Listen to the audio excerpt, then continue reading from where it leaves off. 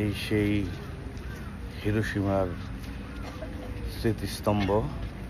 দ্বিতীয় বিশ্বযুদ্ধ যখন 1945 সালের 6 আগস্টে আমেরিকায় জাপানের হিরোশিমায় যে অ্যাটমিক বোম নিক্ষিপ্ত করেছিল, তার স্মৃতিস্তম্ভ হিসেবে এটা তৈরি করেছে। এই পিছনে দেখতে পাচ্ছেন অনেক দর্শনার্থীরা এখানে এসে শ্রদ্ধা নিবেদন করে।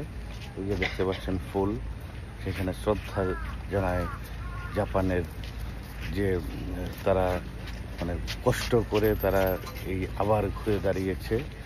তাদের যারা 1 লক্ষ লোক মারা গিয়েছে তাদের রুহের আত্মার মাগফিরাত কামনায়, এমনকি এই জাপানের এর যে ঐতিহাসিক যে ঘটনা ঘটে গেছে তার শ্রদ্ধা জানায় এখানে এসে সবাই।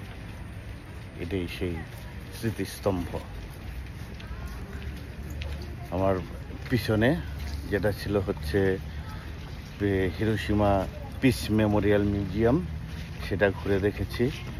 ওই দেখতে পাচ্ছেন আমার পিছনে অগ্নিশিখা একটা দাউ দাউ করে জ্বলতেছে।